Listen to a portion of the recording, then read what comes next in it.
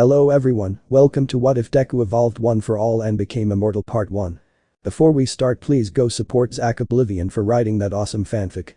This is the translated version I made. There will be some wrong he or she calling here because it's translated, so let me clear this. Deku is a male in this story. Prologue. We found ourselves in a place which was decorated by some beautiful cherry trees, also called sakura trees. The atmosphere in this place was simply beautiful. There was an atmosphere of calm and tranquility that you won't find anywhere else. The leaves of the trees fell from their branches at the slightest breeze, letting themselves be carried away by the wind. The place was surrounded by huge mountains, which let in a few rays of light, only making the place look better. In that beautiful place there was not a single trace of civilization for miles around. Due to the serene and peaceful atmosphere of the place, one could perfectly hear the birds flying from their nests and singing. But the most striking detail of that place was that a tree much larger than the rest, which was in the middle of that wonderful place while it was surrounded by a small river, there was also a wooden bridge that allowed passage to that tree. In the silence of the place, a person's footsteps began to be heard. The light wind of the place shook her green hair with parts of black. The person who had appeared was a tall man, wearing a green suit that fit his rather toned body, apart from being able to see some scars on his face and neck. His walk was slow but firm at the same time. The man took his time to admire the beautiful place and enjoy the beautiful peace that characterized it. Her emerald green eyes shone with sadness, loneliness and melancholy without stopping her advance. This man's name is Izuku Midoriya. Despite her appearance of being between 30 and 40 years old, the reality is very different. The green-haired man's true age is over 500 years. How is this possible? Well, the answer to that question is a bit complicated. To answer that question we have to go back to when it all began. A long time ago. 500 years ago. Destruction. That was the perfect word to describe the current situation. Practically everything was a disaster. Tamura Shigaraki had been repowered, becoming the new bearer of All for One. As soon as he awakened this new power, he caused a massacre, killing and humiliating many heroes, including the new number 1 hero Endeavor. But that was not all. Also Afo's most loyal servant BNHA was going at full speed towards his new master, destroying many cities along the way as if they were sheets of paper, killing thousands of innocents and heroes along the way.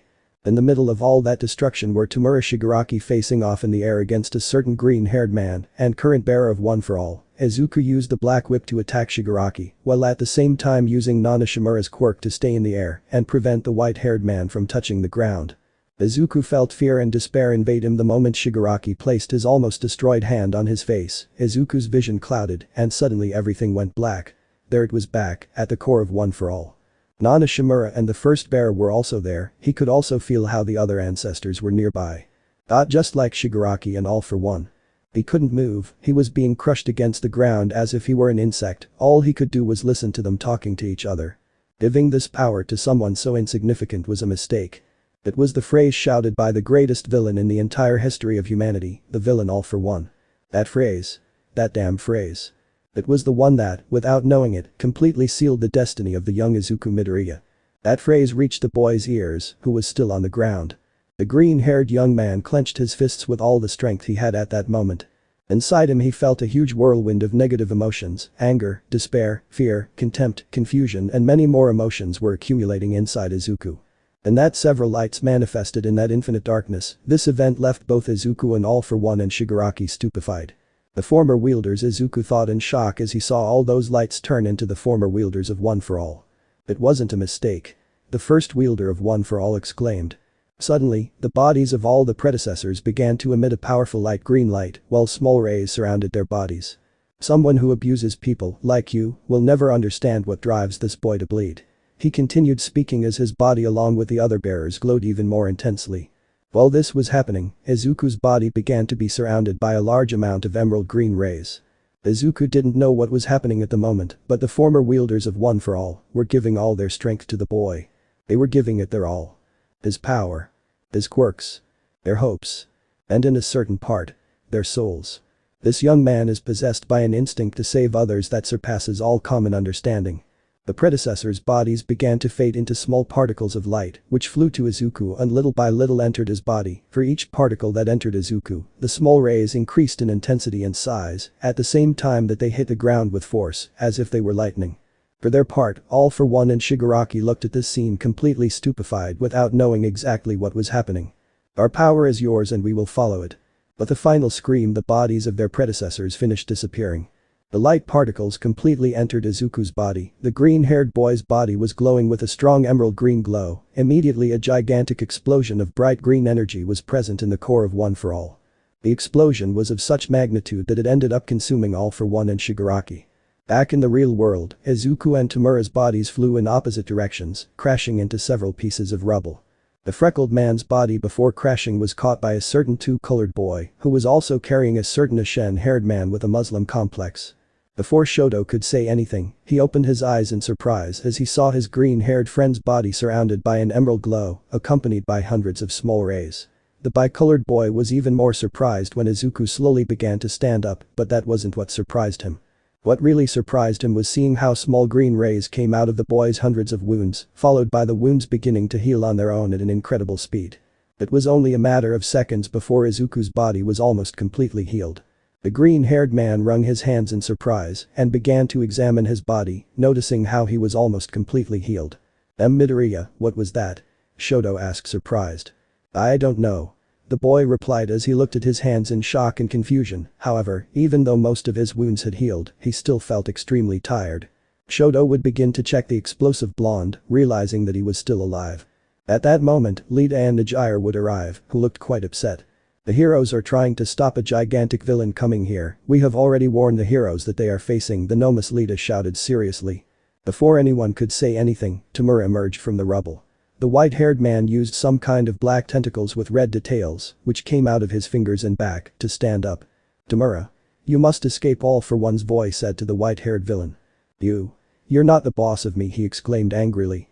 His regeneration is getting slower, he's weakening, the two-colored man said, analyzing Shigaraki's condition. But as if things weren't bad enough, a huge roar, similar to that of a beast, was heard throughout the battlefield, attracting everyone's attention. The heroes watched in horror as 𝙬𝙤𝙡𝙡 made his presence felt, destroying a few buildings that were in his path. Master he roared loudly as he tried to get closer to Shigaraki. Izuku reacted as quickly as he could, instantly activating full cowl at 20% and launching himself at full speed towards Shigaraki. I'll take care of Shigaraki, you stop the giant, the green-haired boy shouted, begging his friends to listen to him. The moment Izuku activated full cowl, he felt something different. He felt like his entire body was filled with an almost infinite amount of energy, but not only his body, he could feel it. That energy, the energy of One for All. In every muscle. In every bone. In each of its cells. The energy of One for All was even in its molecules. The boy's entire body was surrounded by a huge amount of green rays. The amount of rays was far greater than all the previous times he used that state. At incredible speed he appeared in front of Shigaraki, ready to deliver a powerful blow. Detroit smash, he shouted with all his might, using 100% of the OFA, managing to hit the white-haired man's face with all his might. The green-haired boy's friends had no choice but to listen to him and went to try to stop 𝙬𝙤𝙡𝙡, while Shoto was in charge of keeping a dying Bakugo stable.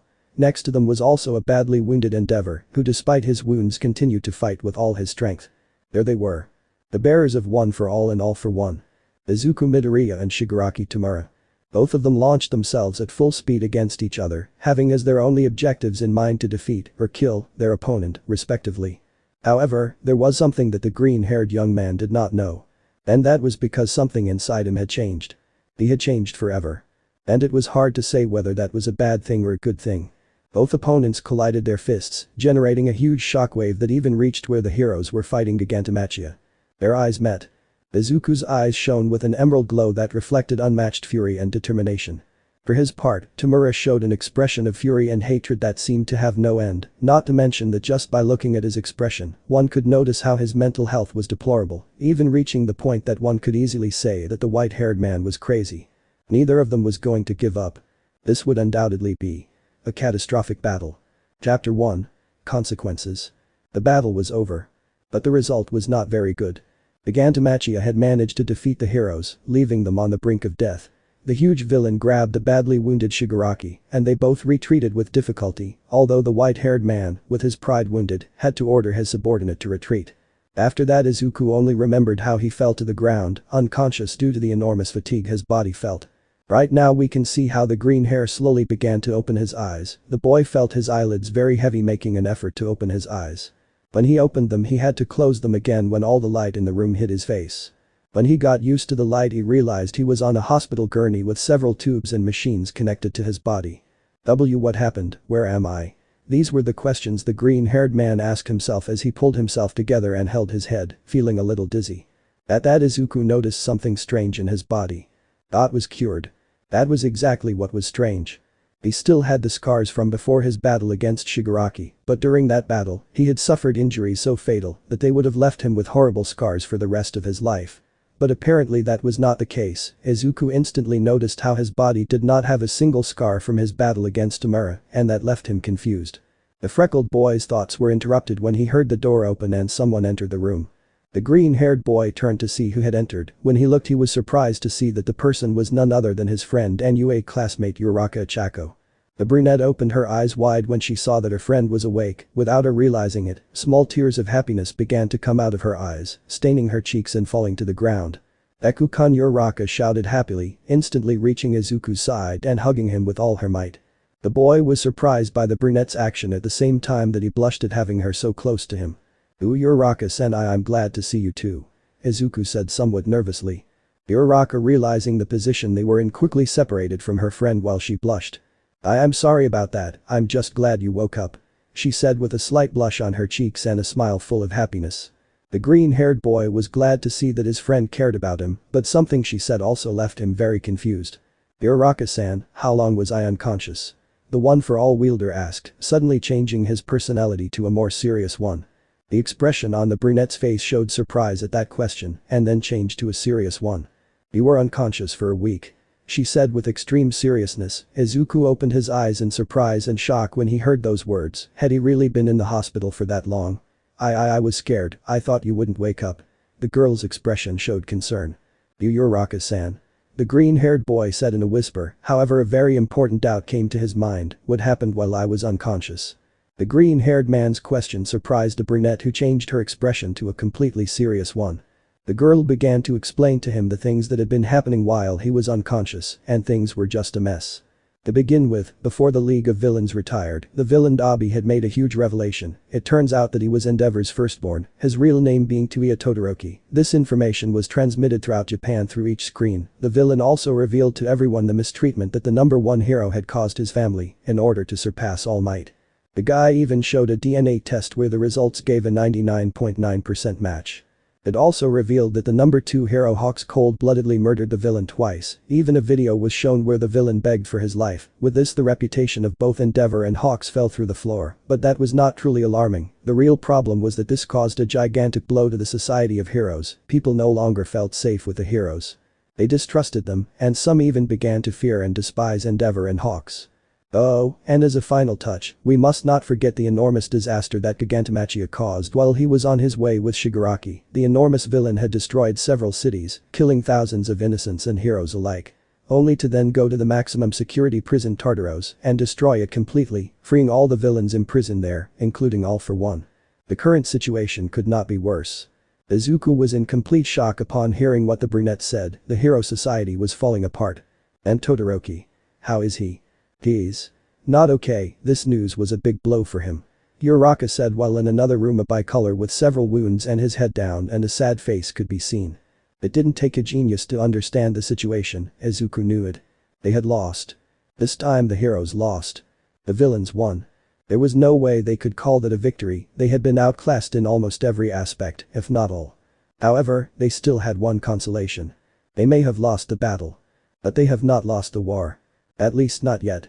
Several months had passed since that day, almost a year. They were still rebuilding the enormous damage that Gigantomachia had caused. The city still showed various damages that would take time to repair, apart from the thousands of lives that were lost.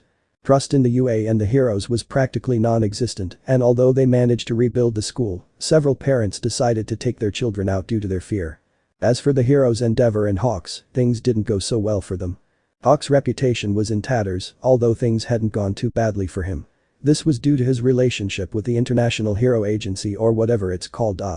In the case of Endeavor, things were much worse than with Hawks. All the people who once admired and respected him now looked at him with contempt and disgust, but this did not matter at all to the number one hero. What really caused him pain was knowing that his firstborn was alive, and he hated him with all his might. The rest of his family was no better.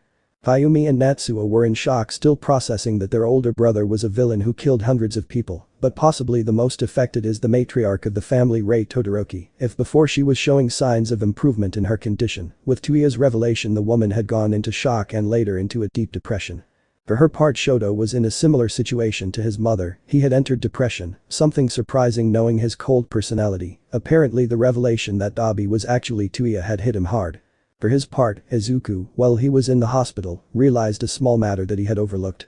His mother. For a second the thought that his mother had died in all the disaster that BNHA caused crossed his mind, and that thought alone terrified him. However, Uraraka explained to him that his mother was still alive. This news made the green hair very happy, but this did not last long. The brunette had explained to Izuku that although his mother had managed to survive, she did not come out unscathed. Izuku still remembered that moment as if it were yesterday. He was in front of his mother, who was on a hospital gurney. The woman was sleeping peacefully before the attentive and horrified gaze of her son. Uraraka had explained to her friend that the woman had been crushed by a large amount of rubble that managed to break many of the bones in her body and damage many of her organs, and although her life was not in danger, the green-haired woman had suffered a fatal injury to her spine. In other words, Inko Midoriya had been disabled for life. She would never be able to walk again. This news horrified the green-haired boy, who promised himself that he would take care of his mother so that nothing bad would happen to her. After all, she was his only family. His father did not count since he never saw him again. Currently we can see the green-haired man, who was accompanied by a certain former number 1 hero and looking malnourished. Both were meeting with All Might's old friend, the scientist David Shield. The scientist had arrived in Japan to help as much as he could with all the chaos that had been unleashed due to the League of Villains. Currently the scientist lived in an apartment with his daughter. "Good morning, Professor Shield," the green-haired man politely greeted the scientist. "It's nice to see you again, Toshinori, Midoriya-san. It seems you're all fine. Well, as far as everything that's happened lately goes," the brown-haired man said, referring to the matter of the League of Villains. "It's good that you're okay too, David. And how is Melissa?" the blonde asked his friend. "Okay, he's improved a lot with his inventions," David exclaimed happily. At that, the man put on a more serious expression, looking at the freckled boy. "Very well, Midoriya-san, could you tell us the reason for your visit? It's not that he's not happy to see you, but I admit that it was strange to receive a call from Toshinori saying that you wanted my help." Izuku had previously asked All Might to contact his scientist friend. The reason for this is something that the green-haired man could not let go. "Look, Professor, I'd like you to check one for all," Izuku asked kindly but at the same time seriously.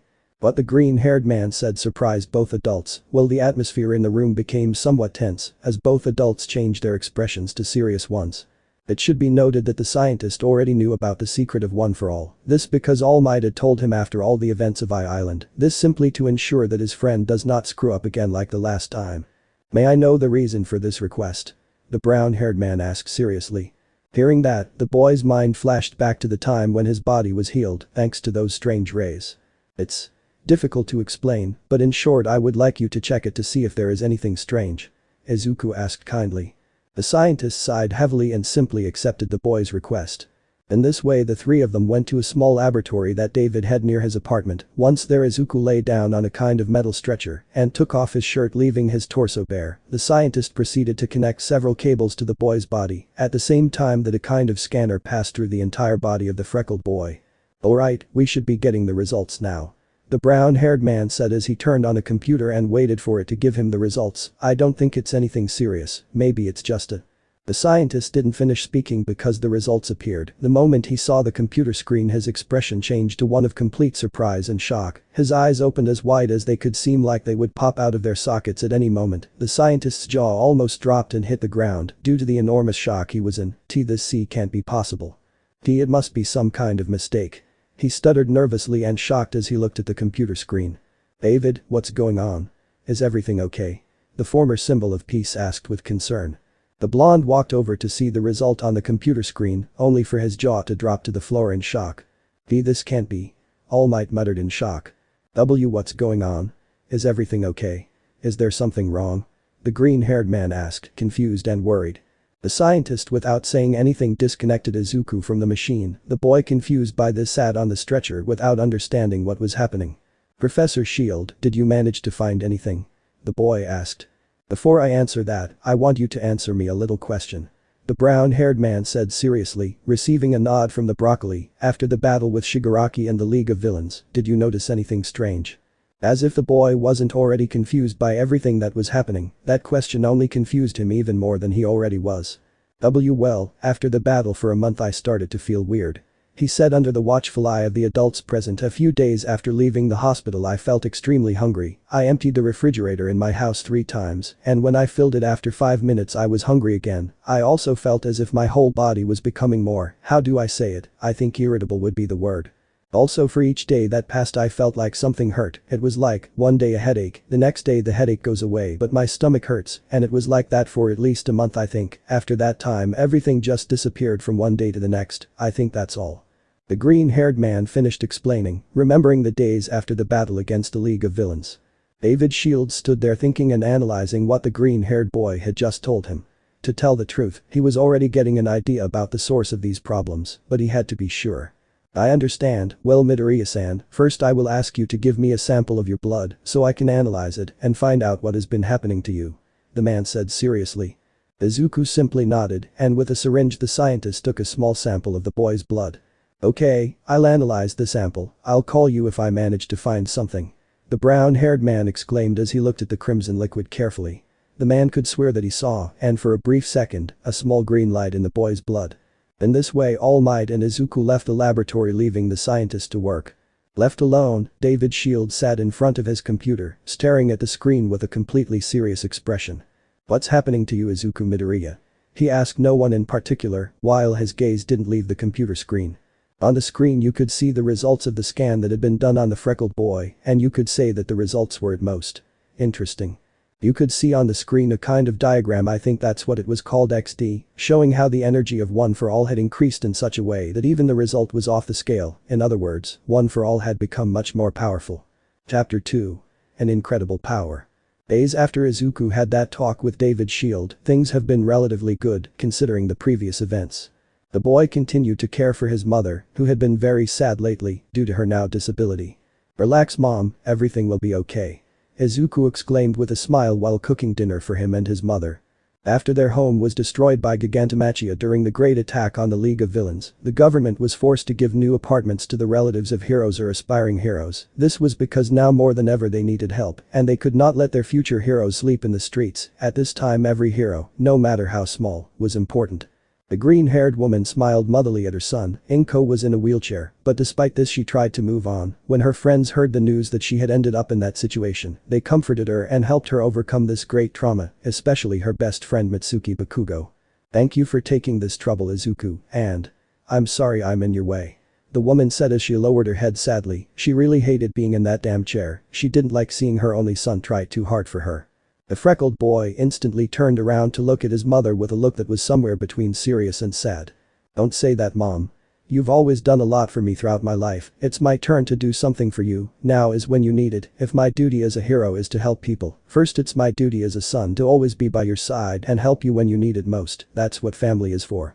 With a warm smile, Izuku's words were loaded with great love and affection. The woman was very surprised by those words. Without her realizing it, several tears of happiness began to come out of her eyes and slide down her cheeks. With a smile full of happiness she exclaimed. Thank you very much, Izuku. The green-haired boy bent down and gave his mother a warm hug, which she also reciprocated and hugged her son. I promise you, mom. I will protect you for my entire life.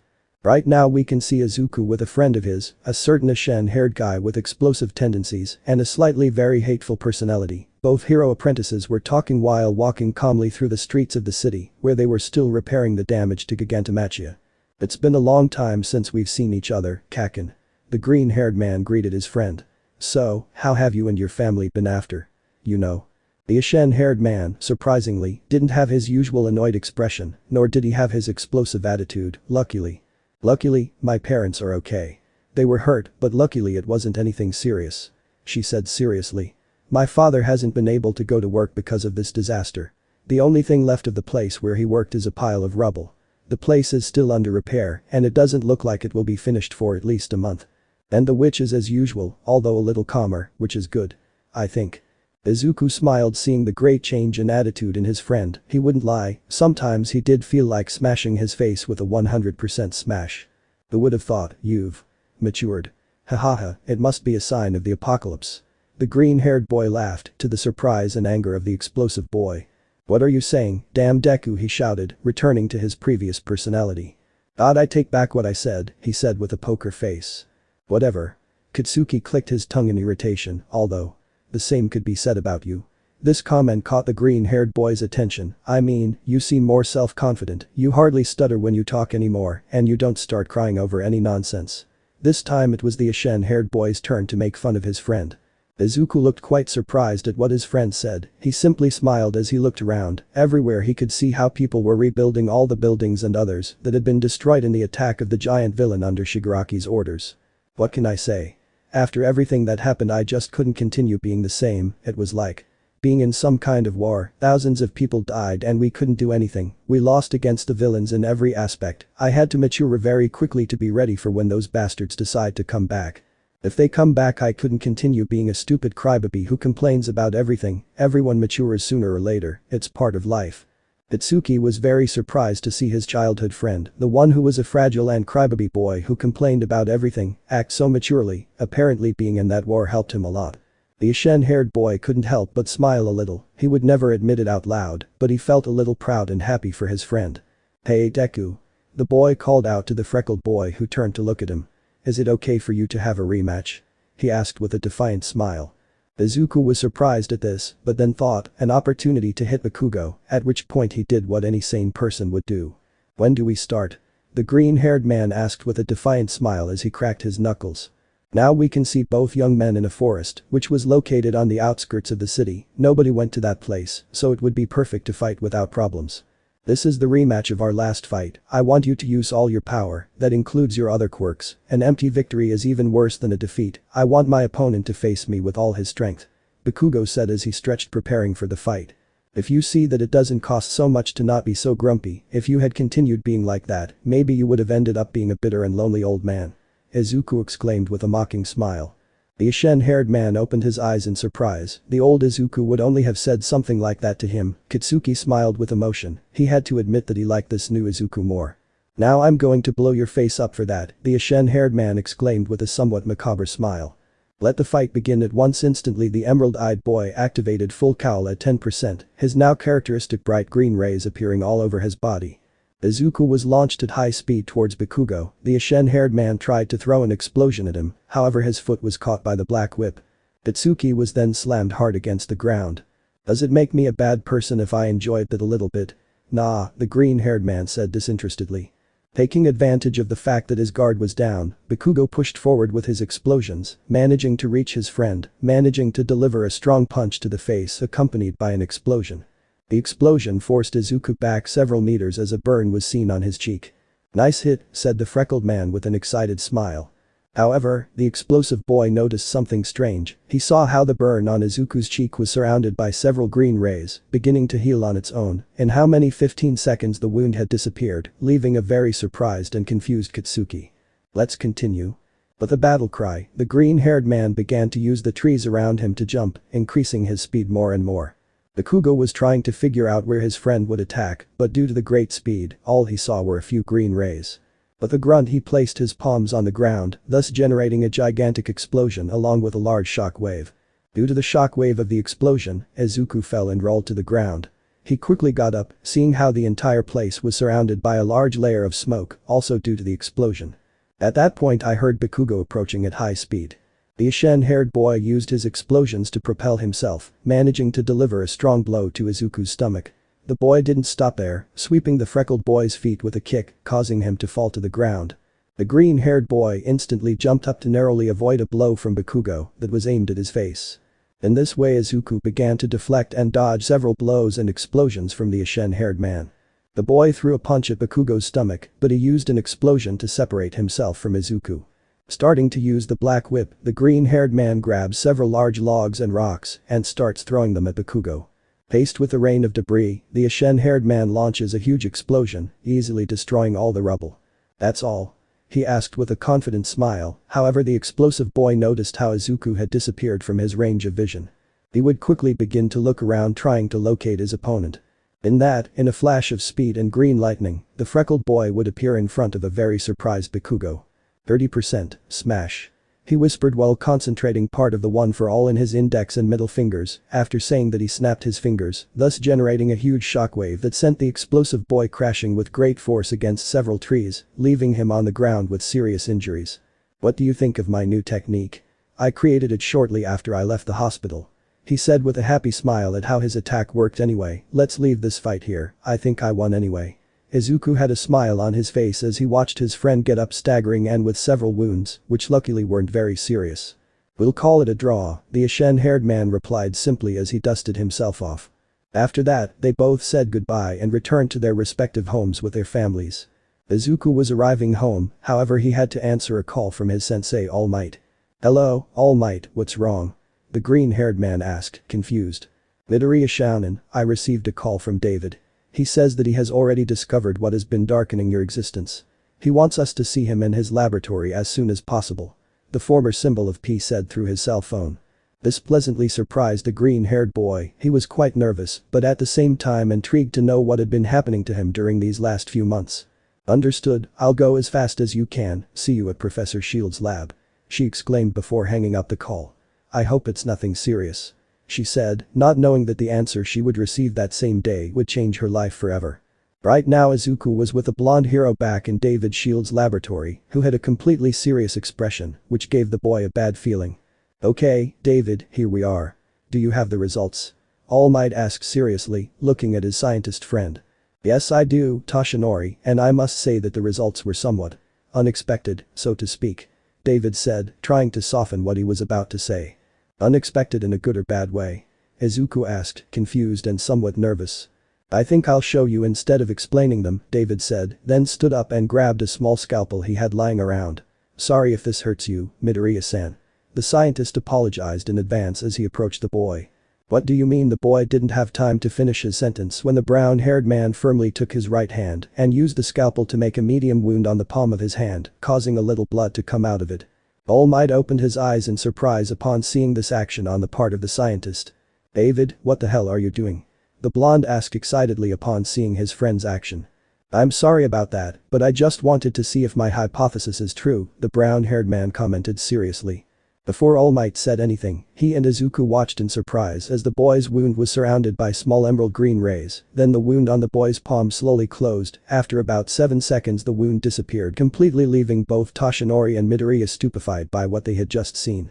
What the hell was that?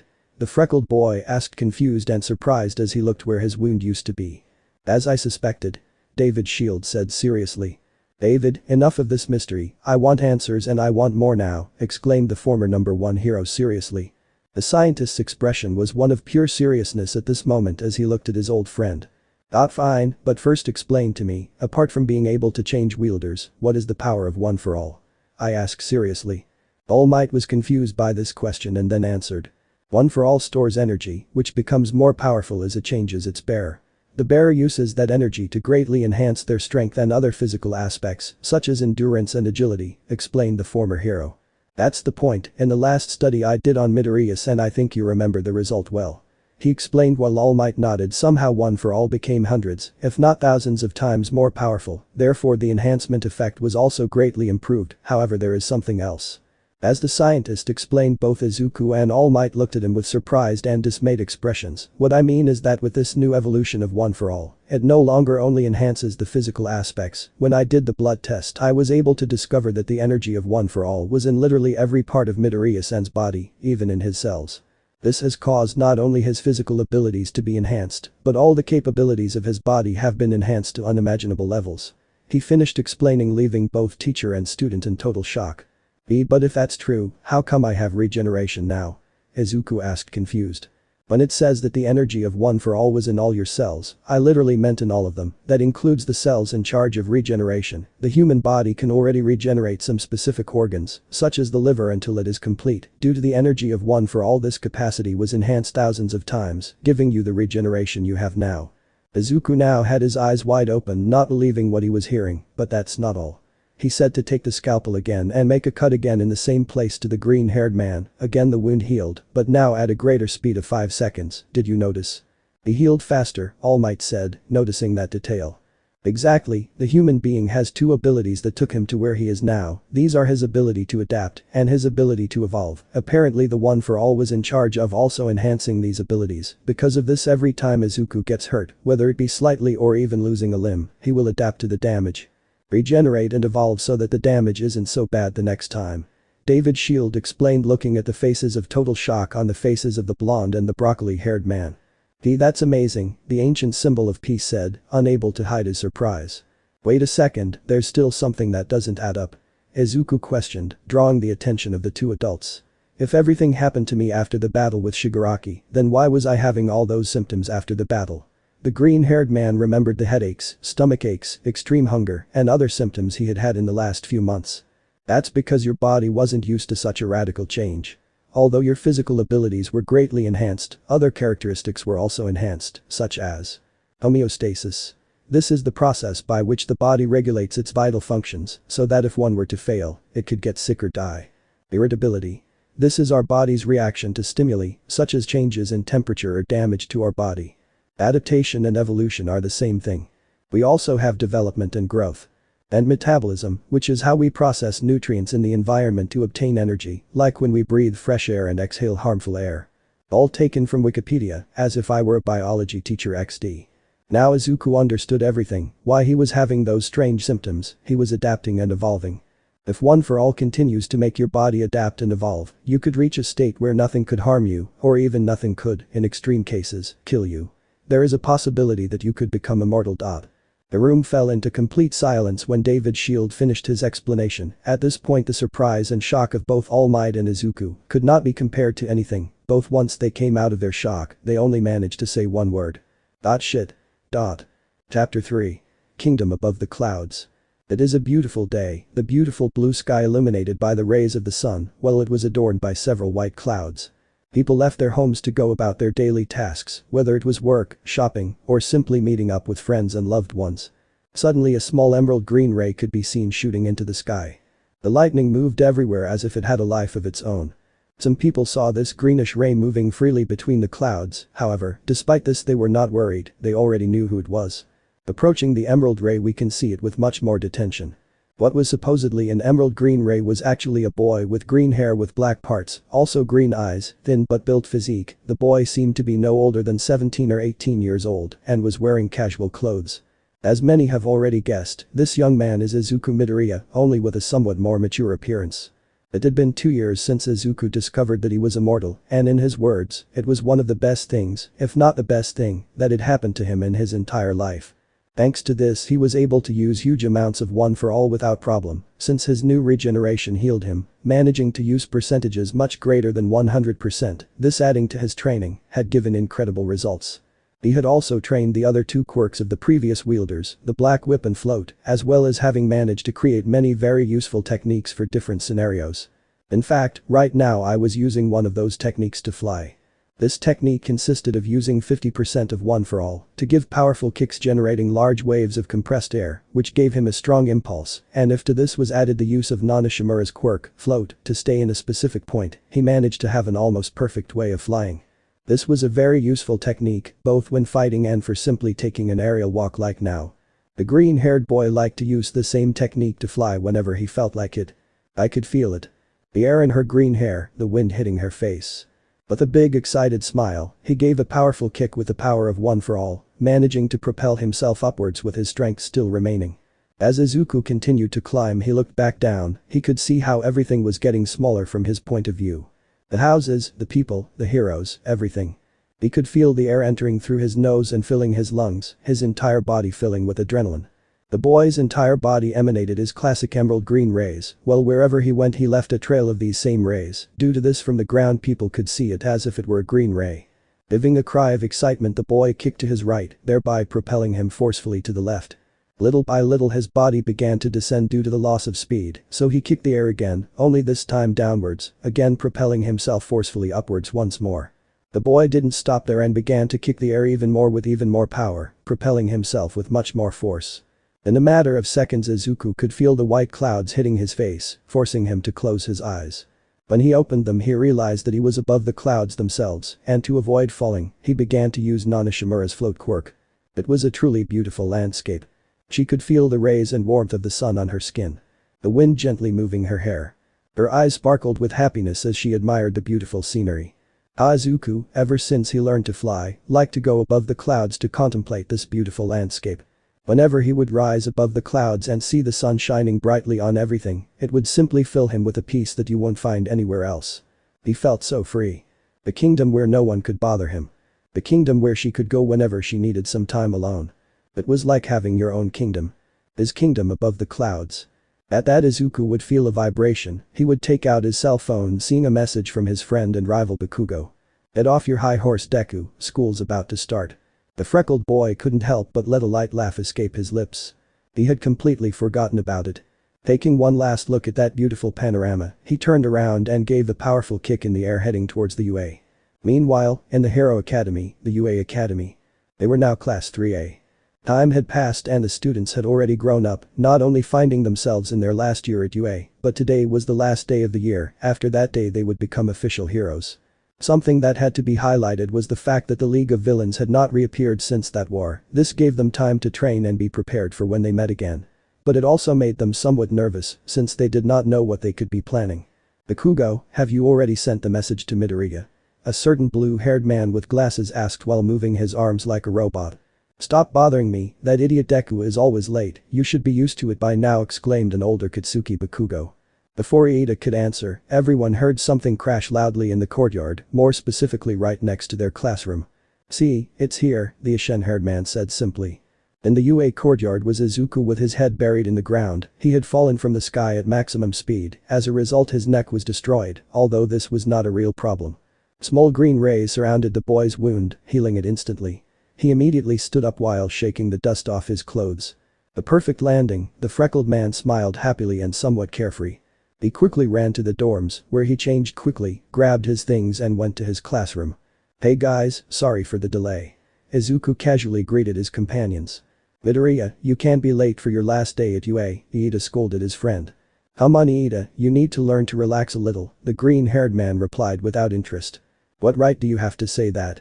Bakugo exclaimed, joining in on the conversation.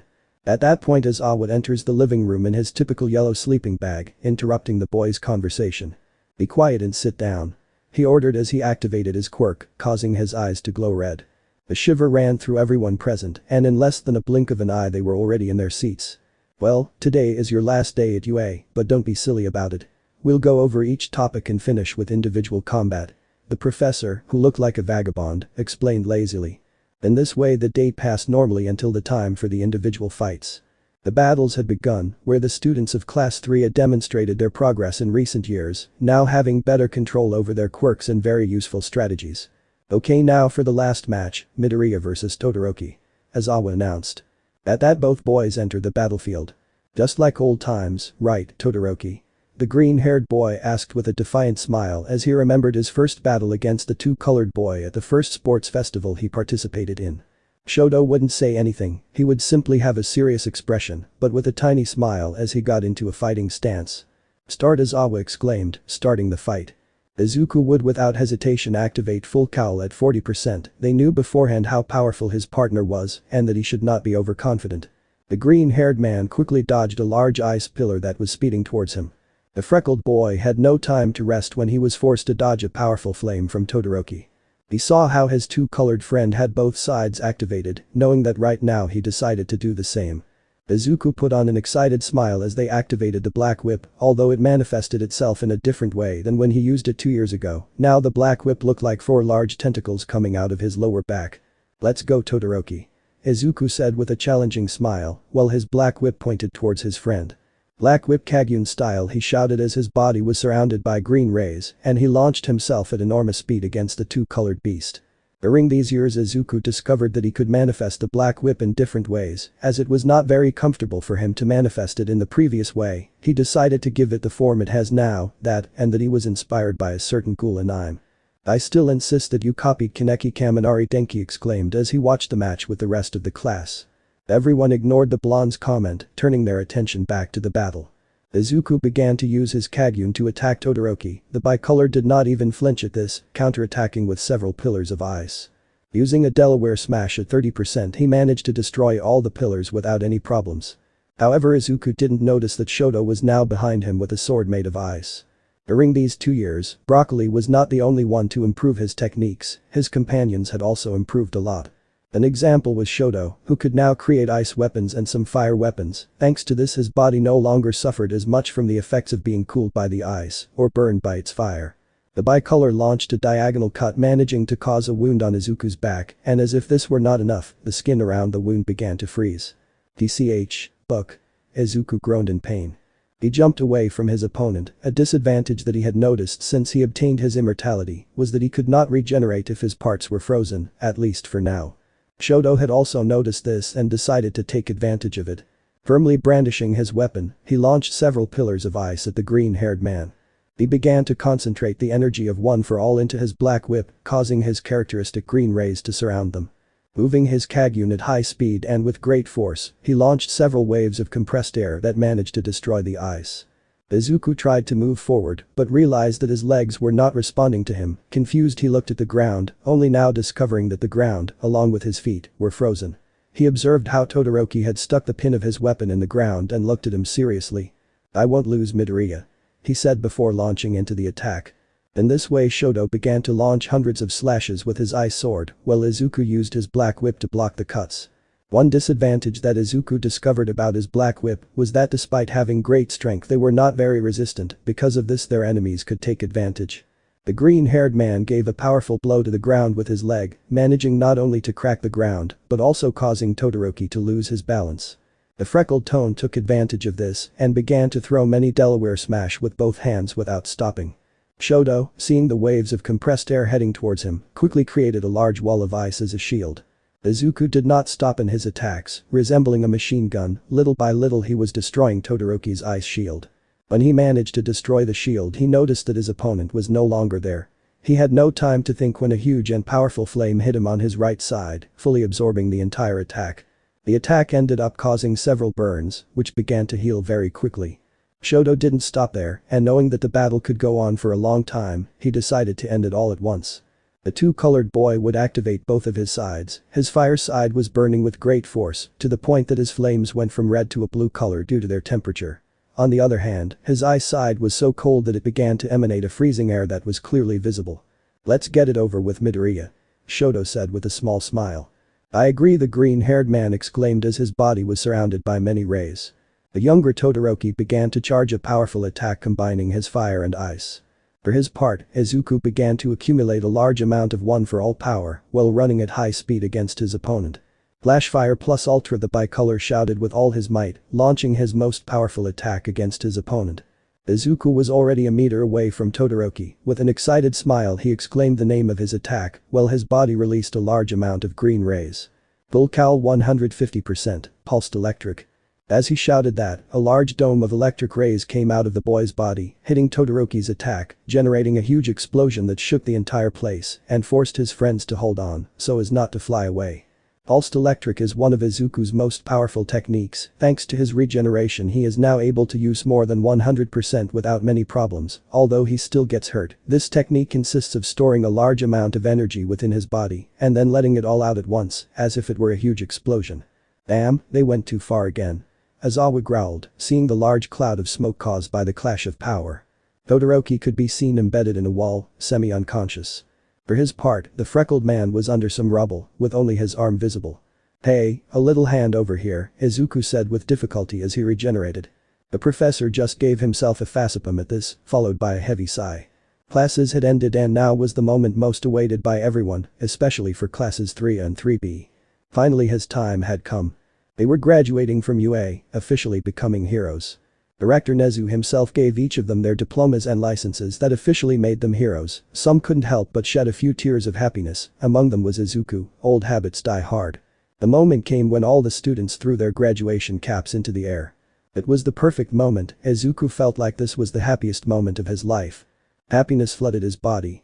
His dream was coming true. It felt like everything else in the world had disappeared, like nothing could ruin that moment. Chapter 4. Not everything is happiness. Have classes 3 and B meet us at the following coordinates. We'll see if they can truly call themselves heroes. This could be their final test, and for you Izuku Midoriya, we have a little incentive to give it your all. Monoma said while grabbing Inko Midoriya, the green-haired man's mother, by the hair. If you don't get there and save her in 10 minutes she'll die, easy and simple. I wish you all the best heroes. The blonde had an arrogant and evil smile on his face as he saw the shocked expressions on everyone present. Oh, and I almost forgot, if another hero shows up we'll kill your mother, so you better hurry up Midoriya, time is running out. After finishing saying that the screen went black. The whole atmosphere was plunged into an extremely tense mood. Those present could not believe what they had just seen. Nezu had long suspected that there was a traitor in the UA, but they had never managed to find anything that would help them discover his identity, although Monoma was a little crazy, they did not believe that he would go to such extremes. But without a doubt the most surprised were the classes 3A, but more so the class 3B, who could not believe that their partner, whom they had known for 3 years, was a traitor and villain. Izuku, for his part, didn't say anything. He was simply in shock. From one second to the next everything had changed, everything was fine, he was officially becoming a hero, and it seemed to be the happiest moment of his life, only for that madman to appear. Suddenly, on the phones of the students of class 3 and B, some coordinates appeared. They were the coordinates to meet Monoma, and probably the League of Villains. Okay, stay calm, we have to think of a plan, said the director of the UA, trying to calm his now ex-students. There's nothing to think about, Nezu.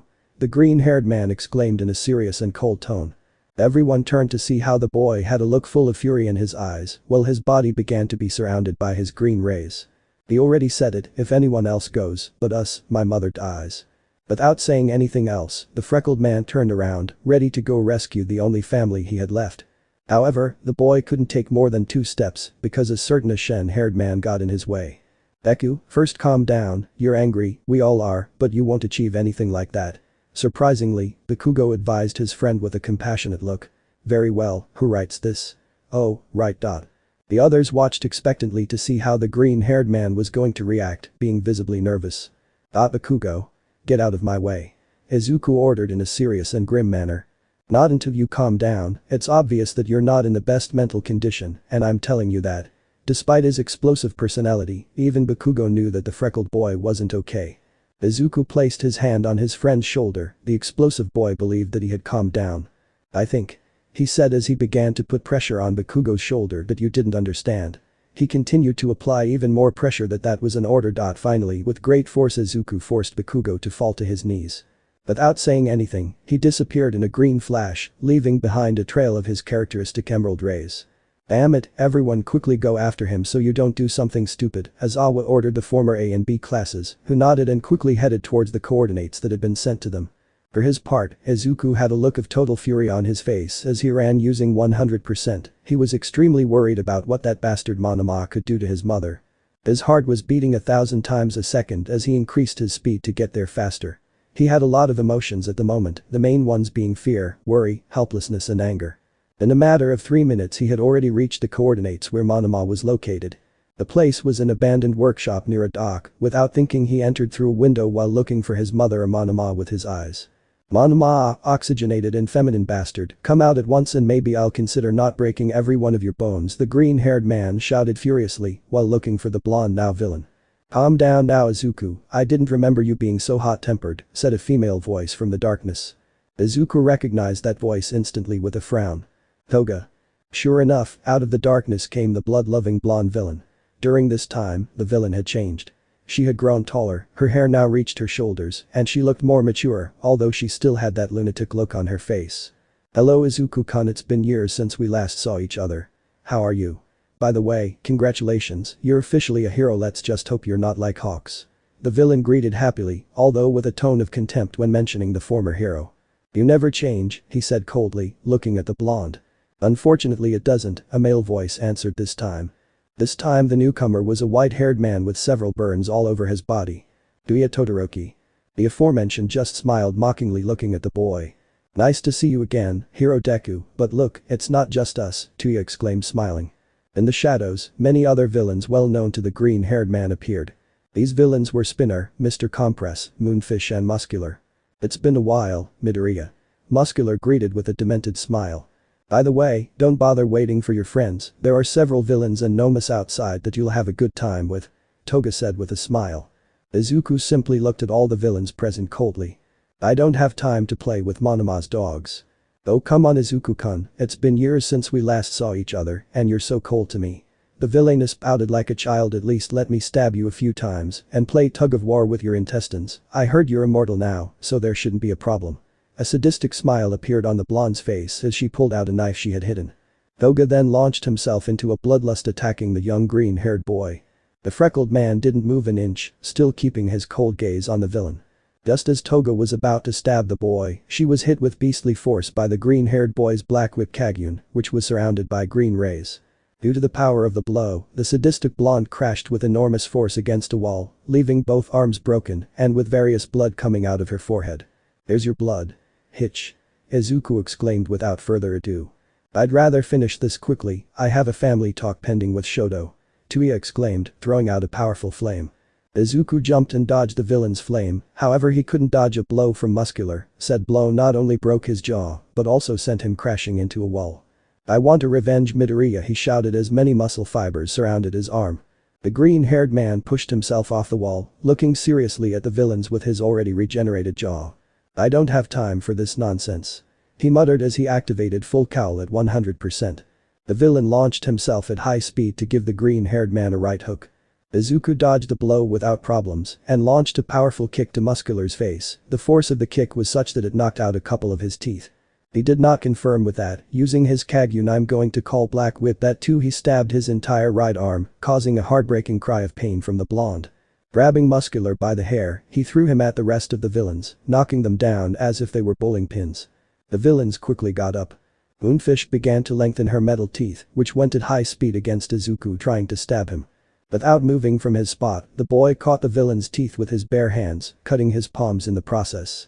Spinning on his own axis, he launched Moonfish towards a wall. Due to the force, the villain's body bounced off, only to be finished off by a 100% smash from Izuku, leaving the villain with several broken bones and unable to get up. At that point Mr. Compress would launch several spheres, which would turn out to be bombs. With great speed and agility, the now hero manages to dodge all the explosions, quickly arriving in front of the villain. Using his black whip he stabbed the villain's stomach. He began to bleed. Although the wound was not fatal, it would leave him with very serious consequences. Izuku at this moment only thought about his mother. He had to save her. He was not going to let some fourth-rate villains take away his only family, and he did not care about going a little too far. After all, he was not killing them. At that point, the villain, who seemed to be cosplaying Stain, that is, Spinner, would attack the green-haired man with a large sword made of more swords. The boy dodged the villain's deadly cuts with relative ease. Not wanting to waste time, he stopped the weapon with one hand, and with a simple squeeze, it would be destroyed into pieces. The reptilian villain would not stop despite no longer having his weapon and would try to attack the boy with his bare fists.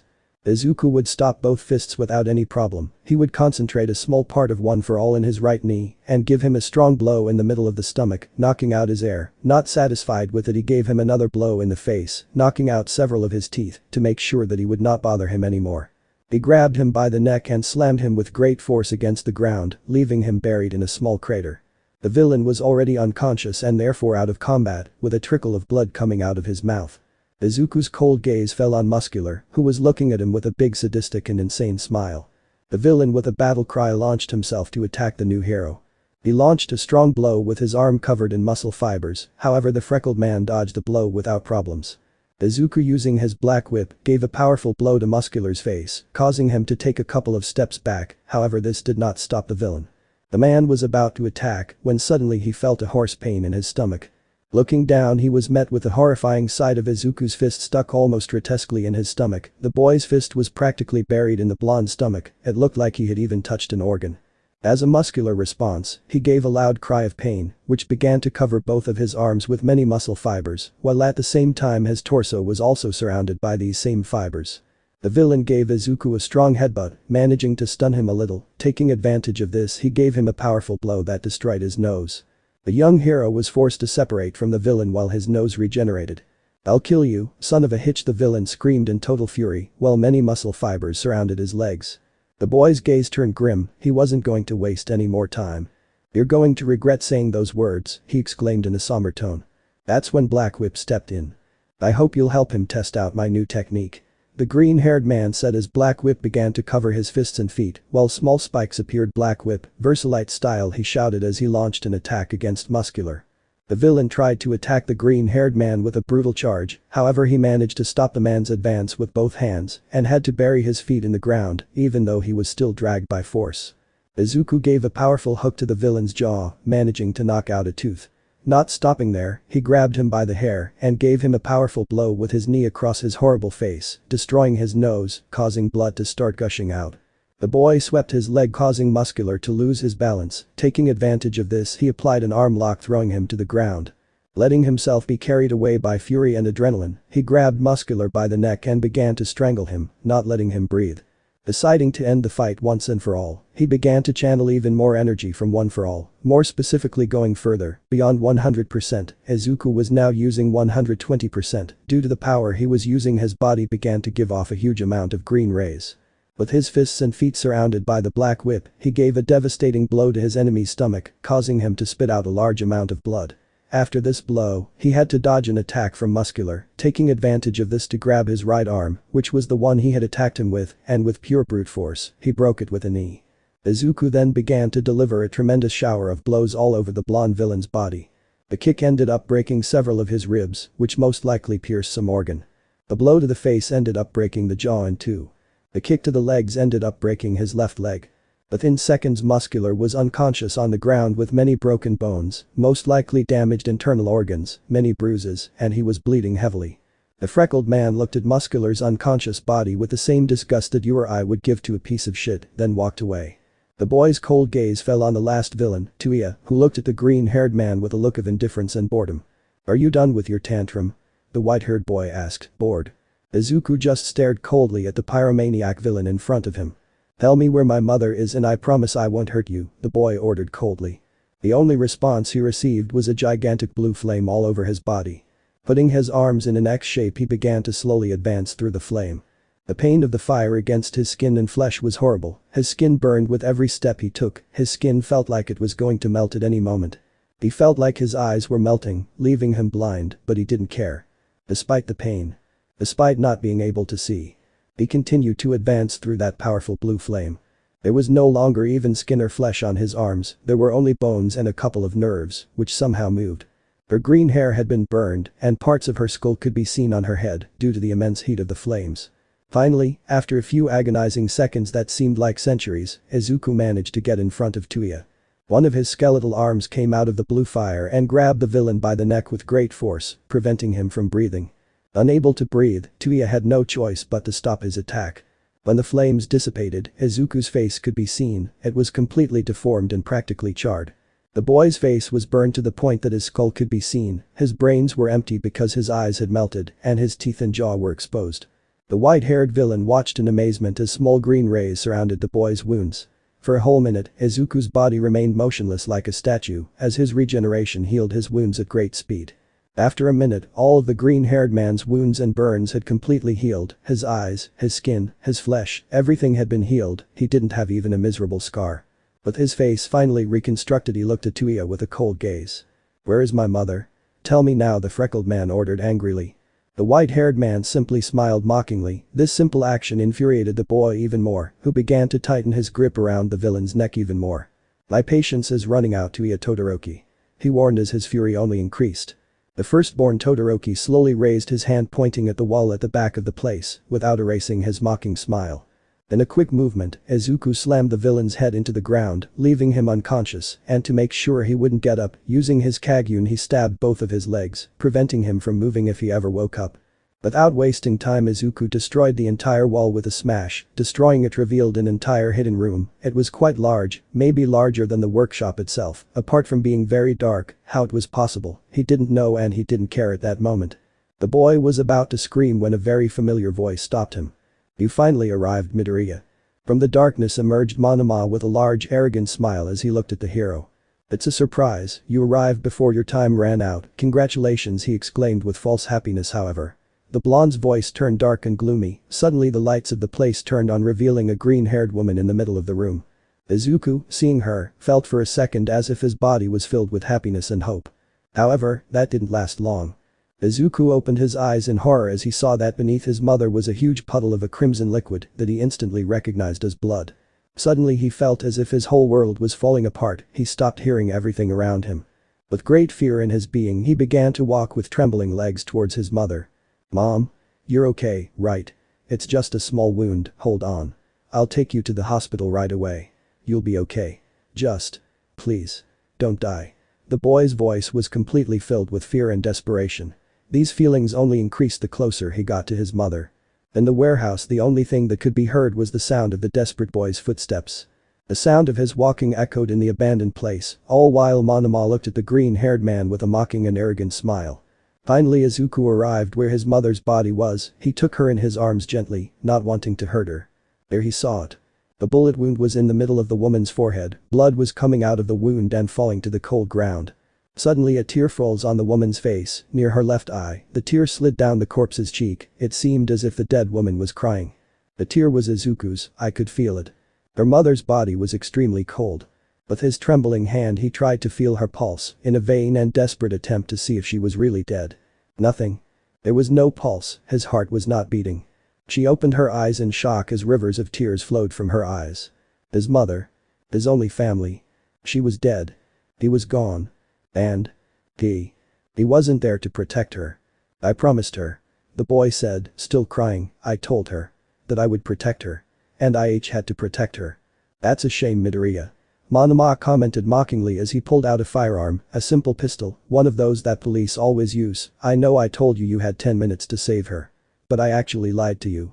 The blonde had his hideous mocking smile on his face at all times while loading the gun, but the bullets this gun had weren't normal, they seemed more technological. Obviously I wasn't going to wait for you for 10 measly minutes, so as soon as I finished giving the message to you and the entire UA, I killed her. He finished explaining in a childish tone, as if it were no big deal. I hope you don't mind. Monoma, once he finished loading the gun, pointed it at Izuku's head, who didn't move even though he was holding his mother's sightless body in his arms.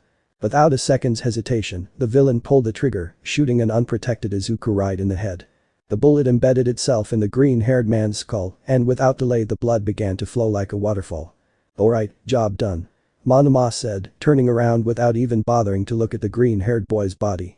The bullet that was embedded in Izuku's brain began to emit a small blue glow before producing a small explosion, which ended up destroying the entire back of the boy's skull and brain. The blonde began to walk towards the exit of the place, while in the distance, he managed to see his villain colleagues all unconscious and with serious injuries. Bunch of useless people, the blonde growled under his breath. While with Izuku, he wasn't dead, not even close. Despite having more than half of his brain destroyed, his consciousness was still aware. The blonde believed that by destroying the boy's brain, his regeneration would no longer work. Similar cases had already happened with other carriers of regeneration quirks. By losing their brain, and therefore, their ability to think, their bodies became incapable of using their regeneration, since said organ was the one in charge of all the functions of the body, including regeneration. But this didn't work with Izuku. He looked at his mother's corpse while continuing to cry. Regretting not being there when he needed him most. Just thinking about how desperate and terrified she must have been made him furious. Suddenly he felt something click inside him. All his anger, his helplessness, a huge amount of negative emotions began to form inside him. He felt like he wanted to destroy everything in front of him. He felt as if something wild had awakened within him. Mom. The boy said as his body began to undergo several changes. His eyes turned yellow, with the pupil slit, as if he were a reptile, while a tear escaped from his left eye. Izuku began to feel like each and every part of his body was going to start breaking into pieces, cell by cell, only to then begin rebuilding into something new. It was a hellish pain, worse than anything I had ever felt before. He began to feel his bones breaking and growing back together into new parts. As new parts began to grow on his body. As his teeth began to fall out and in their place large, sharp fangs appeared. Her nails began to grow at a very fast rate, in a matter of seconds her nails had become extremely sharp claws. His skin began to have a greenish color, at the same time that scales began to appear all over his body. Monoma turned around in confusion as he heard noises resembling moans of pain. The moment he turned around, his confused and arrogant expression changed completely. Her face turned pale with fear as her eyes widened in disbelief at what she was seeing. I'm sorry. Chapter 5. A useless victory. The dull sound of footsteps could be heard throughout the abandoned warehouse. Former UA student Nito Monoma, who had revealed himself to be a traitor and a member of the League of Villains, was running desperately for his life. On the blonde's face you could clearly see an expression that only reflected fear and desperation as he tried to escape from the monster that was chasing him. In the darkness of the place, the shadow of the creature that was chasing the young villain could be seen. It was a quadruped figure, taller than an average human, and apparently had a tail. The creature gave a fierce rigid noise that echoed throughout the place. This action only managed to increase the fear of the boy, who continued running through that warehouse, which turned out to be bigger than one would think. Monoma's breathing was labored with fear as cold sweat ran down his forehead. Finally the creature emerged from the shadows, revealing its appearance to the world. The creature chasing Monoma turned out to be a dinosaur. It was a bucking dinosaur. It seemed to be some kind of variant of the T-Rex mixed with a velociraptor. Its skin was a dark green color, it had black stripes adorning its body, from its tail to its head, its eyes were yellow, which reflected a murderous fury and a savagery worthy of an animal, a predator about to tear its prey apart. Its teeth were enormous. More than teeth, they were extremely sharp fangs almost looking like knives, to the point that they came out of its mouth. As many may have already realized, this being is actually 𝙩𝙖𝙪𝙨𝙚, who actually became a dinosaur. The dinosaur surprisingly ran on all fours at high speed, chasing a terrified Monoma. The blonde threw several boxes, using them as obstacles to try to delay the pre-Hispanic animal. This was of little use, the creature managed to easily get between the boxes in a couple of jumps. While the villain ran, he desperately searched for something to defend himself with. Luckily, he managed to spot an old, somewhat rusty iron rod next to some boxes. It would serve him well for now. He ran at full speed, narrowly avoiding the dinosaur's deadly bites, managing to grab the metal rod. As soon as he took it, he turned around and had to use it to defend himself, avoiding a lethal bite from the dinosaur 𝙬𝙖𝙪𝙨𝙪. The being bit the metal rod, trying to break it with its sharp teeth. The blonde man managed to push the prehistoric animal away with a kick.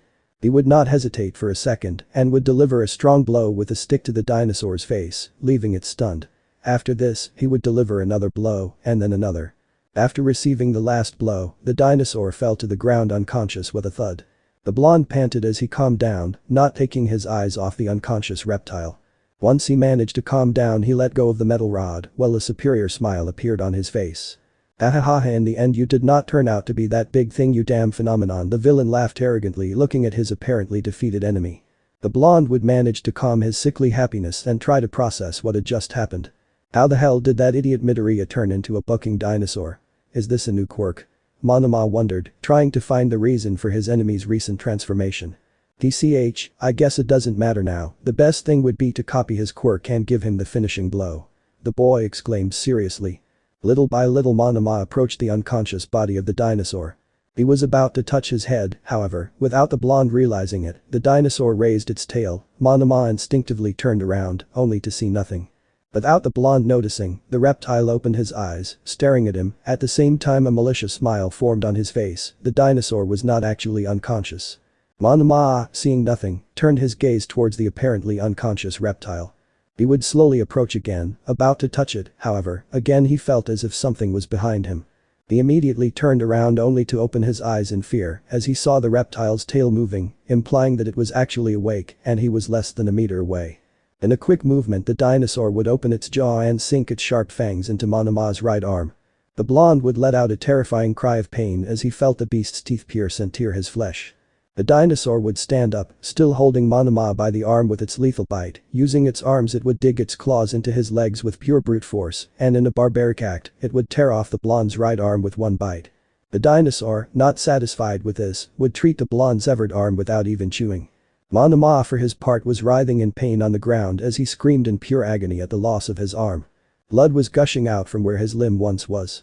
Total fear and despair took over the blonde quirk copy's body and mind. He began to crawl away from the terrifying reptile, which looked at him with a desire to tear him apart. Monoma couldn't retreat any further as his body collided with some wooden boxes, his gaze filled with absolute terror falling on the prehistoric reptile, which was just inches from his face. 𝙩𝙖𝙪𝙨𝙚. The dinosaur let out a thunderous and terrifying roar directly into the face of a terrified Monoma, who was about to faint from panic and loss of blood. At that moment the young villain could smell the reptile's breath, his ears could only hear its terrifying roar that seemed like it was going to burst his eardrums. Sunk in despair, he took the metal rod with his only arm, which fortunately for him was near him, and with all his strength, he stuck it into the creature's left eye. The dinosaur let out a heart-wrenching cry of pain as he felt Ian stab his eye. The beast's scream echoed throughout the warehouse as blood poured out of the wound in droves. Monoma took advantage of the fact that the creature was distracted by its wound, and with his few strength, he stood up and began to walk as fast as he could towards an emergency exit, which was at the back of the warehouse. While the creature was trying to remove the iron from its eye, a loud sound caught its attention. Turning around he could see that the entrance to the warehouse was destroyed and that classes 3A and B were visible. The young heroes had managed to defeat the Nomasan villains and were now looking for Monoma and more importantly, Izuku. Well, now where's Bakugo said seriously when he suddenly fell silent when he saw all the main villains of the league unconscious on the ground and with serious injuries, although what surprised him the most was seeing a damn dinosaur staring at them. Is that a dinosaur? Kaminari asked, unable to believe that there was a bucking prehistoric animal in front of him. A certain brunette began to analyze the being with her gaze, quickly noticing the wound on its eye. Uraraka's eyes widened as she watched her wound rapidly regenerate while being covered in green streaks, and she only knew one person with that ability. It's Deku-kun, the girl exclaimed, pointing at the prehistoric reptile. Her companions opened their eyes in surprise at the brunette's statement. Uraraka-san, why do you say that? There's no way Midoriya is that dinosaur. Iida exclaimed, confused and not believing what his friend said. In response to this, the girl pointed to the creature's wound that was still healing. His wound is regenerating rapidly while it is surrounded by green rays. We only know one person with that ability, and that person is Deku-kun. He explained seriously without taking his gaze off the dinosaur, which looked at the heroes with a murderous fury. Those present analyzed the chestnut's words, in themselves it made a lot of sense, but they could not be sure that this being was really their friend. It would be best if we knocked him out, he doesn't look friendly. If he really is Midoriya, then let's assume he should return to normal once he's unconscious. Shoto said, looking seriously at the reptile, although he also glanced sideways at his villain brother. Before any of the young men could take even a step, the dinosaur gave a thunderous roar, forcing them to cover their ears due to its power. Suddenly the wounds on the unconscious bodies of the villains glowed green for a second, then they began to convulse. This caught the attention of those present, who looked confused at this event. The villains' bodies began to change, their skin was turning into blue scales, their teeth were turning into fangs, their nails were turning into claws, their eyes were turning yellow with slit pupils. When the transformation was complete, the heroes watched in amazement as the villains had become dinosaurs, more specifically velociraptors, except for Muscular, who had become a T-Rex. "Die dinosaurs," Mineta muttered in fear before fainting. The dinosaur's eyes glowed green for a second before staring at the heroes. Dinosaur Izuku roared again, as if he was giving an order to the other dinosaurs. Instantly the villains now turned into dinosaurs, roared loudly and then lunged at the young heroes, beginning to attack them. Taking advantage of this, Izuku used his enhanced senses and began to track Monoma through his scent. "It's getting away," Kirishima shouted as he punched one of the dinosaurs with his hardened fists. "We'll take care of them, you guys go after the main one. If it's really Midoriya we can't let him find Monoma. In that state I don't think he'd want to just talk," Itsuka exclaimed as he dodged a bite from the muscular T-Rex. In this way Iida, Bakugo, Todoroki and Uraraka began to follow the green dinosaur, while their friends fought against the villains now turned into dinosaurs. "I never expected to fight dinosaurs in my entire life," Kaminari commented as he electrocuted one of the velociraptors. "Shut your mouth and keep fighting," Jiru shouted as he dodged another velociraptor's bite. Nito Monoma ran desperately through the streets of the old dock, trying to hide from the monster that Izuku had become, literally, while the sun began to set little by little. The blonde, due to the loss of blood, could barely run. With great fear he looked everywhere hoping that the being would not find him. Suddenly a thunderous noise reached his ears, it was so powerful that he had to use his only arm to cover one of his ears, trying not to hear the noise. He instantly recognized it as the rigid skeleton of that prehistoric reptile. Obviously he was close to his position if he could hear him so clearly. Completely desperate, he ran with the little strength he had, entering what appeared to be a large abandoned two-story house. The green dinosaur watched its prey from the roof of a house, it jumped down and entered the house to finish the job. However, something the reptile didn't realize was how a certain bicolor with teapot trauma had seen him. "I found it," Shoto shouted to his companions.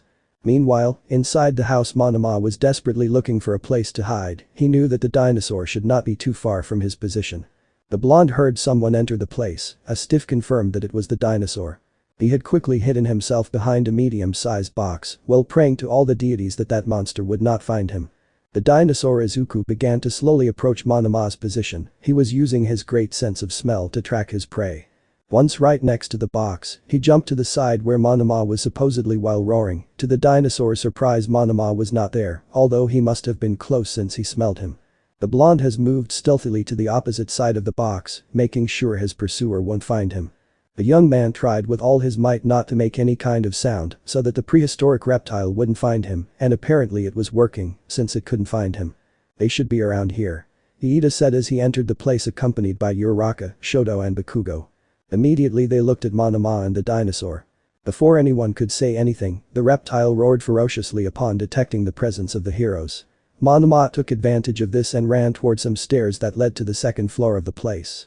The green dinosaur turned towards the blonde and began to chase him, however his path was blocked by a large wall of ice courtesy of Todoroki. Midoriya, you have to calm down, I know you want to kill him right now, but that's not what a hero would do, Todoroki shouted, trying to get his friend to react. The only response he received was a brutal attack by the dinosaur that sent him crashing into a wall. The prehistoric being turned around, looking fiercely at the other newly graduated heroes. Midoriya, we don't want to hurt you, please calm down, react, Iida said in a calm voice, trying to get his friend to see reason. The blue-haired man was forced to back away when the reptile tried to attack him with its lethal bite. I'm sorry, Midoriya. The Four Eyes apologized before attacking the dinosaur with a kick. The being took the blow to its face, however it managed to dig its claws into the boy's leg, causing him to give a slight grunt of pain. The dinosaur separated from the group, looking at them with a malicious smile. What's wrong with this idiot now? The ashen-haired boy asked in surprise as he looked at the dinosaur's malicious grin. Gee guys.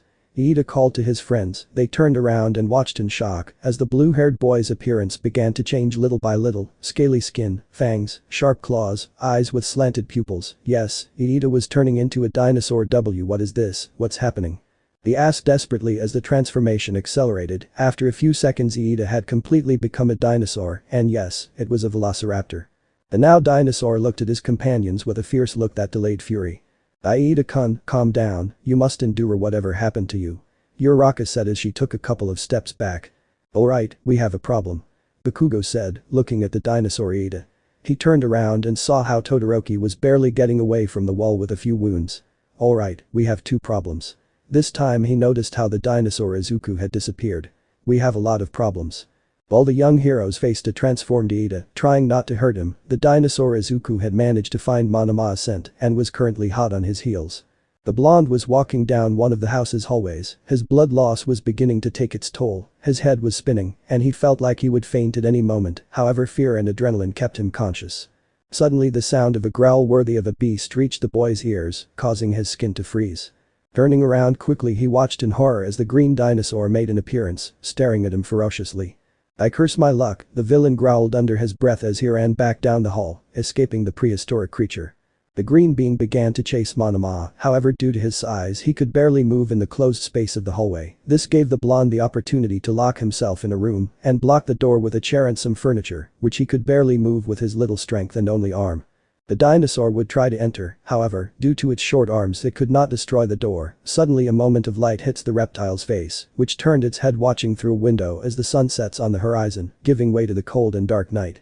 While Nito tried to calm his breathing, he didn't know that right at the top of the room where he was locked up, there was a certain prehistoric reptile climbing the ceiling with its large, sharp claws. Once the dinosaur climbed onto the roof, it roared with great force, at the same time its silhouette was illuminated by the moon, and a few thunderclaps sounded in the background, giving the prehistoric creature an even more terrifying appearance. The blonde clearly heard the thunderous sound, which only increased his fear. Completely immersed in his despair, he lay down in a corner of the room to rest and try to treat his wound caused by the lack of his arm. The young villain began to hear the creature walking slowly across the ceiling, getting closer and closer to him. The dinosaur very calmly began to hang until he reached an old window in the same room where Monoma was. The boy saw how the shadow of the terrifying dinosaur slowly approached. Bringing one of its sharp claws closer, the prehistoric creature began to pull the window lock, managing to open it without any problems. The complete calm filled the room as the dinosaur slowly entered. A terrifying silence was present once the reptile fully entered the room, staring at Monoma with its slanted pupil eyes. In that terrifying silence, only the growls of the beast could be heard as it slowly approached the blonde villain. Monoma was against a corner of the room completely terrified, his body trembling with fear as he watched the reptile slowly approach. Slowly and calmly he brought one of his sharp claws closer to his prey, while he delighted in Monoma's fear and desperation. You could even see some saliva dripping between the dinosaur's fangs. Just before the dinosaur could even touch the blonde, the door to the room exploded, drawing the attention of both the villain and the reptile. Go on, super-developed lizard, Bakugo shouted, propelling himself with his explosions and going to attack the dinosaur. The ashen-haired man would give a powerful explosion to the prehistoric animal's face, which received it fully and was sent flying to the other end of the room. The young hero would pick up Monoma and carry him like a sack of potatoes as he ran out of the room. Before you say something, idiot, I only saved you because that's what heroes do, they save people, but that doesn't take away the fact that everything that's happening is your fault, Bakugo yelled at Monoma angrily. I don't give a shit about that nonsense, run faster before that thing catches up with us, the blonde villain ordered desperately. You know I'm seriously considering letting that dinosaur Deku make you his dinner, Katsuki shouted. As the Ashen blonde ran, the furious dinosaur left the room and began chasing the young hero, while destroying everything in its path. Bakugo would then arrive at a kind of terrace which had a glass roof with several metal bars as support. Very carefully the blonde began to walk very carefully, so as not to slip or break the glass. Let's hope this works, the explosive boy growled under his breath once he was at one end of that roof. The blonde turned around seeing how the green dinosaur approached them very carefully in its steps, however the creature could not move much because its weight was heavy and it began to slowly break the glass. Bakugo stares into the eyes of the being that his friend and rival had become. Just do it already, Bakugo shouted at the top of his lungs. What the hell are you doing, idiot? Monoma exclaimed, terrified and desperate. At Bakugo's shout, the dinosaur was about to jump directly towards both blondes. However, he stopped dead when he felt someone touch his head for a moment and suddenly he felt like he was no longer touching the ground. The reptile looked at the ground in confusion to realize that he was floating a couple of meters from the glass ceiling. It turns out that Bakugo hadn't yelled at the dinosaur, but at someone else. I did it, a certain brunette exclaimed happily. Uraraka watched sadly as the dinosaur flailed erratically in the air. Forgive me, Deku-kun. The girl whispered sadly. Release. After saying that, she deactivated the effect of her quirk on the dinosaur. The prehistoric reptile fell with force, shattering the glass roof into thousands of pieces. Now Todoroki, the heroine, shouted. Right inside the place was the bicolor and next to him a dinosaur Ida trapped in ice. At the brunette's scream, Shoto created a huge pillar of ice that hit the creature's stomach, knocking all the air out of its lungs and rendering it instantly unconscious.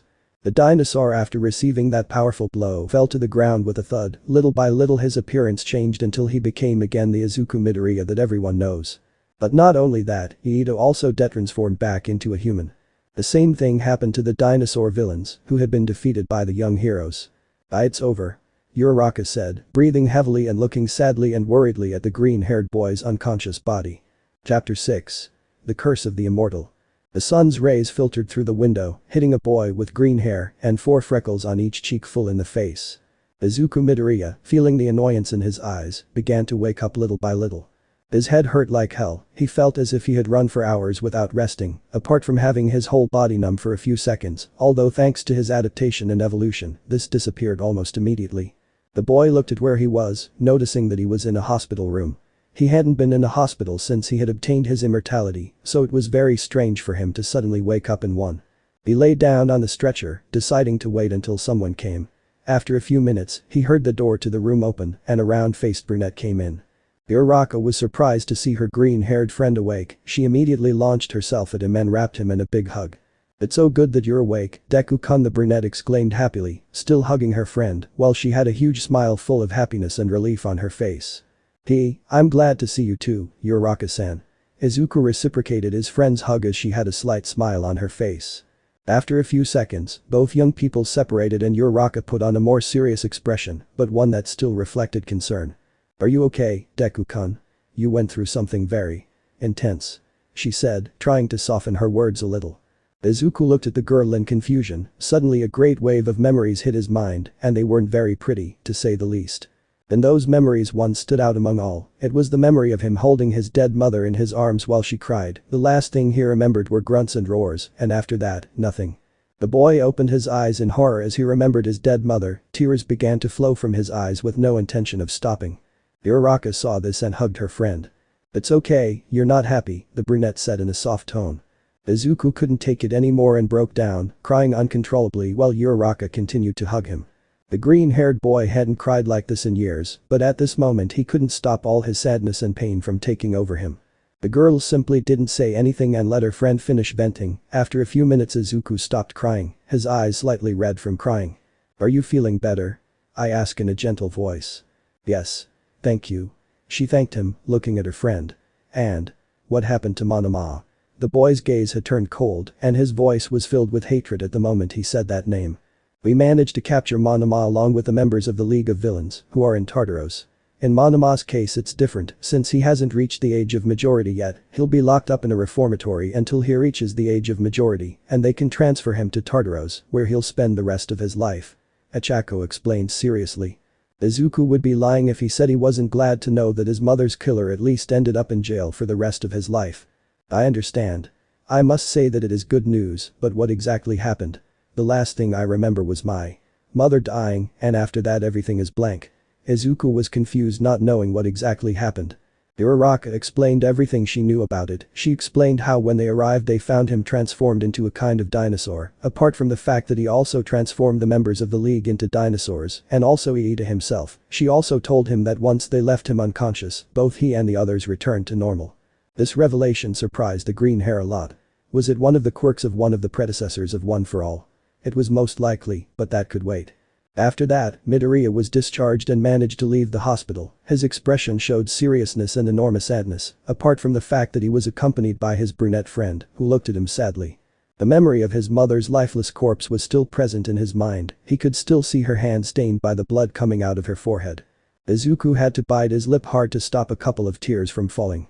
Uraraka looked sadly at her friend's condition. She couldn't imagine how painful it was to lose a loved one. She didn't know the pain her friend must be going through right now. That filled her with helplessness and not knowing how to help him. Soon they arrived at the UA dormitories. Having already graduated, they no longer had any reason to stay there. Most had already packed their things and returned to their homes. Izuku simply went to collect his things and return home, even though there was no one waiting for him anymore. Both young men entered and each went to their respective bedrooms beginning to pack their things. Luckily there was no one there at that time. After a while they had packed all their belongings and were outside the UA. No one said anything. They were in a typical awkward silence until the brunette finally decided to say something. Honestly, I didn't expect our last day at UA to be like this. The brunette's comment made Izuku turn to look at the Great Hero Academy with a mix of nostalgia and sadness. We spend so much time here. Several memories flooded the minds of both young people. Since their first day at UA, Aizawa's test, when they met their classmates and friends. They even remembered their first real experience with villains, the USJ incident. They still remembered how scared they were that day. The memories continued and seemed to never stop. The sports festival. The meeting with Stain. The camp. Bakugo's kidnapping. Licenses. The rescue of Eri. The cultural festival. The battle between classes. The war against the League. His friends. They had been through too much, and although not all of it was good, it was thanks to those experiences that they got to this point. Well. Uraraka said, bringing Izuku out of his thoughts, I guess our careers as heroes begin now, although I would have preferred our last day at UA to be different. She commented, scratching the back of her neck with a slight smile. I guess you're right. Without saying anything, Izuku began to walk slowly to his home, moving away from the brunette. Wait. The freckled boy turned around looking at the girl in confusion. If you need to talk to someone you can call me. Just because we're not going to UA anymore doesn't mean we won't see each other again, the girl exclaimed with a hint of humor in her voice. Izuku was slightly surprised at this before putting on a small warm smile. I really appreciate it, Uraraka. After saying that he walked home, the girl didn't say anything, knowing that right now her friend needed some time alone. Without further ado, she also went home. I'm telling you that the ship is Aizuacha. If you don't like it, leave. It's my fic and I do what I want with it. Izuku finally arrived home. Letting out a heavy sigh, he prepared to enter. As soon as he opened the door, he was greeted by a totally lonely and depressing atmosphere. The lights were off and a depressing silence covered the place.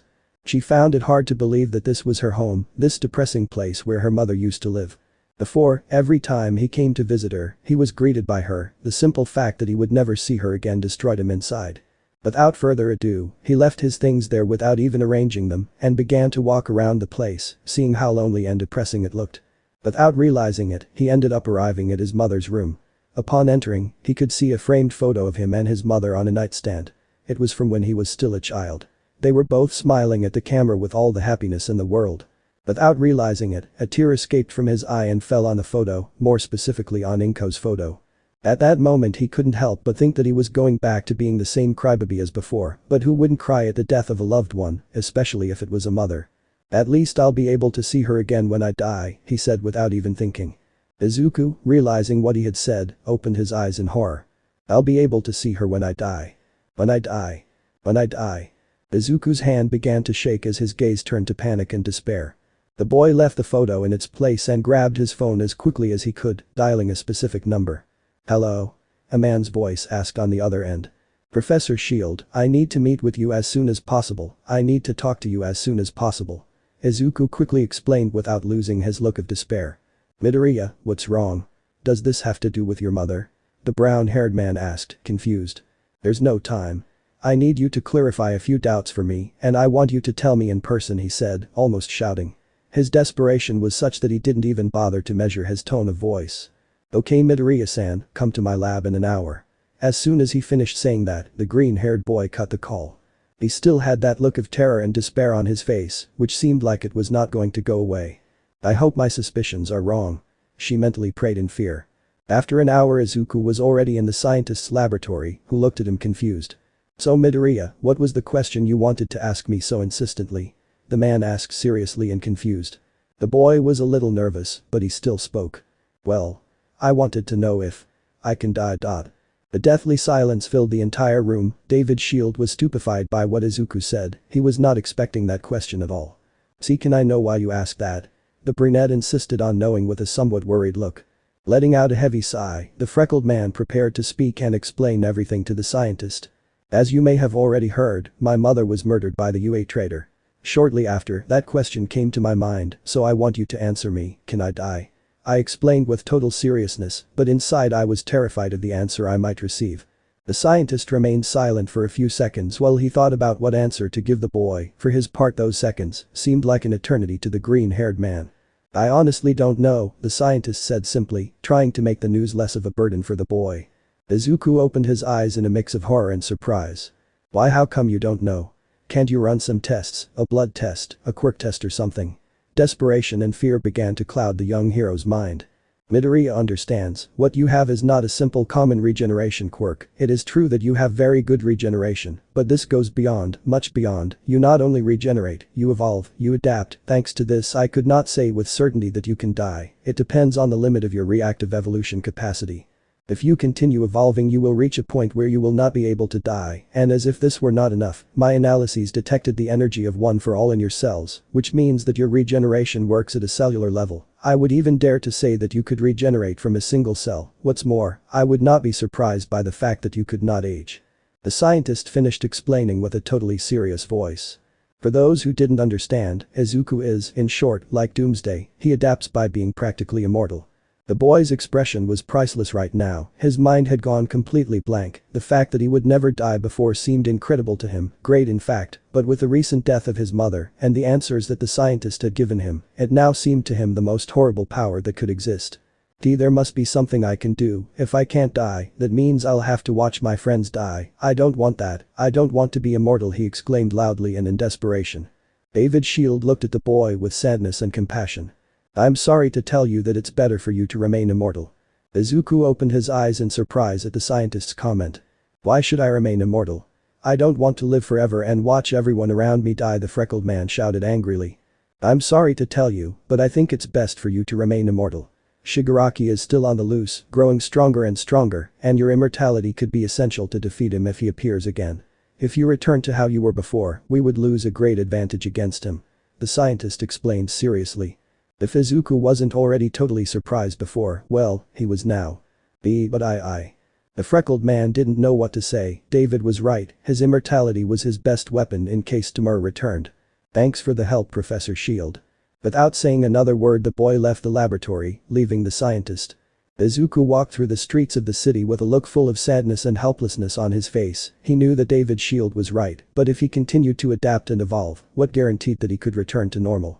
The simple thought of seeing his friends die consumed by old age seemed horrible to him. Without realizing it, he ended up arriving at his lonely house and entering his room. While sitting on his bed he took his cell phone and began to look at several photos that he had with his friends. While he looked at the photos a tiny smile appeared on his lips. He stopped as he looked at a photo of him and his best friend Uraraka Achako. Going to contacts I call his number. "Hello, Deku-kun?" the brunette asked from the other side. "Hello Uraraka-san. Is something wrong, are you okay?" I asked worriedly. Tell me. Would you like to go out with me one day?